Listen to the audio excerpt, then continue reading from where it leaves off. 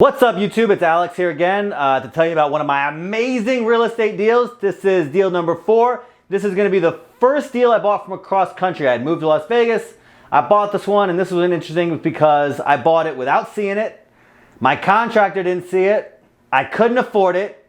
I still ended up buying it, and I made a ton of money. I'm going to tell you the whole details upcoming. All right, the year is 2017. I just moved to Las Vegas, but I was itching to buy another house. I had my 3 deals back in North Carolina that were cash flowing. They were rented. They were they were done through a property management company. It was going fantastic. My property manager to this day still, he's amazing.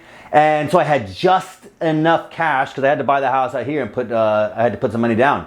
So I had just enough cash to do another deal. It was gonna be tight. Okay, so I'm hunting. I usually put in probably 20 bids before I get a house. So I was hunting for a little while, putting a bunch of bids in. I found this deal. It was ugly, man. This house is so ugly. The pictures are on brokersofchoice.com if you want to see them. There was growth coming in through the walls from the backyard. Oh, it was terrible. And it needed HVAC and roof, and it was just treacherous. But what's up YouTube? It's Alex here again to tell you about one of my amazing real estate deals. This is deal number 4. This is going to be the first deal I bought from across country. I had moved to Las Vegas. Okay, so usually when I close on deals, interesting because I bought it without seeing it. Maybe 3. My contractor didn't see it. You know, usually takes 3 days at the most. Usually within a day or 2, I know. Unless there's some specific like VA foreclosures have a 7-day minimum bid period, something like that. So I didn't hear anything, and I just kept it moving. About a week later, the HVAC in one of my rentals goes out. It was like $6,400, something like that. Now I told you I was tight on cash. Now, I don't mind being tight on cash when I buy a deal. If I got 70 grand, I'll spend 70 grand. But I didn't have it anymore. I had this HVAC problem come up. So I was like, okay, fine, it's perfect. I didn't get that house because it'll take me, not that long, but it's gonna take me a few weeks, months to recoup the cash on the house that the HVAC went off on. So I said, oh, it's probably a good thing that I didn't get that house, right? So about 2 weeks goes by and Murphy's Law kicks in, as it always does. And my realtor calls me up and she goes, hey, congratulations, I got that bid. You won that house. Of fucking course I did. Now, I easily could have just bailed, said, hey, I can't afford it, dropped the bid, whatever, but I really wanted this house. I liked this house. It was a deal. I had it, ready to go. So I said, maybe I can figure a solution out instead of just walking away. So about a year before this, I had helped a guy on Biggerpockets buy some rental real estate in Fayetteville, North Carolina. Now, I do this for people all the time. If you want me to help you buy rental real estate, I'm happy to. I don't charge anything. I'm not an education broker, and I don't handhold, so I don't like courses and coaching and all that stuff. So, but I helped this guy buy some rental real estate, and I did it for free, and we had become friends, and he kind of owed me. So I said, man, why don't you, and I knew he had cash that was sitting on the sidelines because he's a pilot.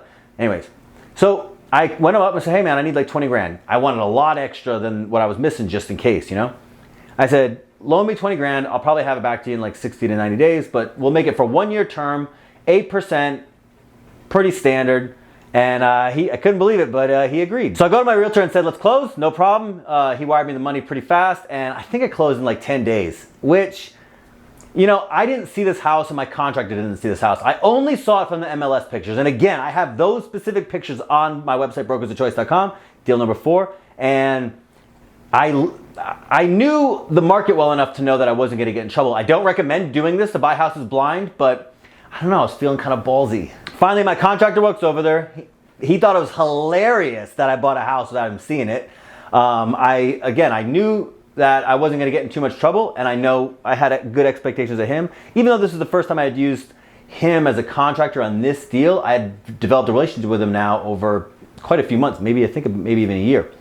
So, and what was he going to get mad? He was happy to have the job, right? So he thought it was hilarious, but he also thought, I think he liked having a crazy real estate investor buddy that would do these really ambitious type projects. So the house cost was 35 grand, which was low. I assumed the ARV would be about 90, and I figured 20 grand for rehab, maybe a little more. His bid came in at 26, a little bit higher than I had hoped, but man, what's that, 35 and 26. I was hoping to be at a 90 ARV. I was in there, baby. So we get everything tightened up, new appliances, paint throughout, new floors. The backyard was a wreck. It needed all this work. The appraisal came back in at 95. It rented at 950. I had equity, cash flow. I had all my cash back, and I was ready to go get another one. It was so I couldn't believe it. And I had still not seen the house. Easy. Few things I learned from this property, few big ones. One, think in terms of solutions, not problems. Like, there's always going to be hurdles, hiccups, and obstacles in your way. And some are big, some are small. The goal is to always think about how I can solve them, not it's a problem that I can't solve. So when I got to this this not having enough money problem, which is a common problem for a lot of people, what I did was, instead of saying I pass on the deal and wait for me to have my money, I said, let me try to stretch my legs out a little bit and tackle this problem. There's no downside to ask. So I know I made it sound easy, like I just called this guy up and asked for 20 grand, but what I really did was I put these pitch sheets together and I wrote them all out and I shared them around a little bit and had some people look at them and make sure that they didn't sound insane. And I really sold myself, and I asked probably 8 people for 20 grand at 8%, including some friends and family.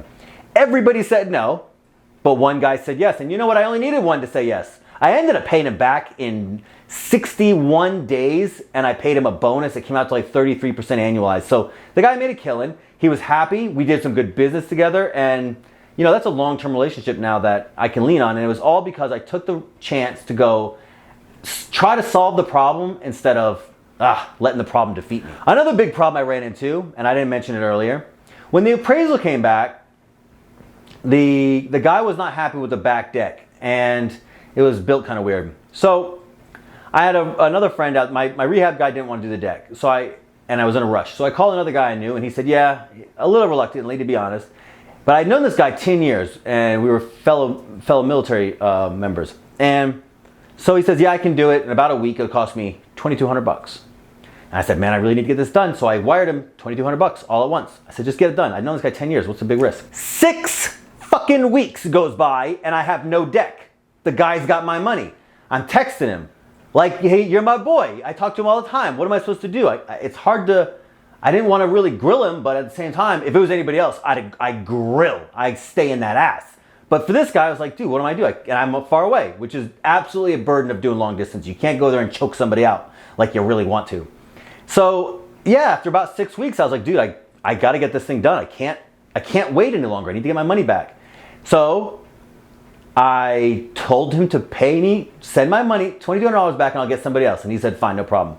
I made a bunch of phone calls, and I finally got somebody. They went out there, they looked at it, they agreed, $2 grand, and they'll have it done in a week, just like the last guy said. 3 days later, I had pictures. The deck was done. We were square. The other guy, my 10-year long-term friend, never paid me the money back, and we have not spoken since. And I'm okay with that, because I'd much rather you rip me off for $2 grand now than find out you're a sleaze when you owe me 10 grand or 20 or worse. The point of this is, you know, don't overestimate people. People only do what's good when it's easy for them. And I don't mean to sound like a cynic. I just mean, just because somebody's friends with you for 10 years don't mean it won't rip you off for a little bit of money because it's easy. Last lesson of this deal, don't be scared, man. Scared, my friend Spencer says, scared money don't make no money. If I tell you that I bought a house cross country that I didn't see, that I couldn't afford, my contractor didn't see it, you'd say there's no reason, even point to doing that. But there was a point to doing it, because I knew that the deal made money. And I knew that if I moved quick and deliberate and with strategic action, that I could make a bunch of money. And I have. And if I was scared for the sake of being scared, I wouldn't have made any. So be strategic, be deliberate, be thorough, know your market, know what a deal looks like, and then make a command decision and make some fucking money, man. That's all I got. Deal number 4. I hope you enjoyed it. I hope it was informative. If you want to know more of the details or see the pictures, go to brokersofchoice.com, brokersofchoice.com, brokersofchoice.com. Go there, check it out. Email me, let me know what you think. Stay tuned for the next episode. We're going to go over the next deal, and there should be 4 more of these. Thanks for watching.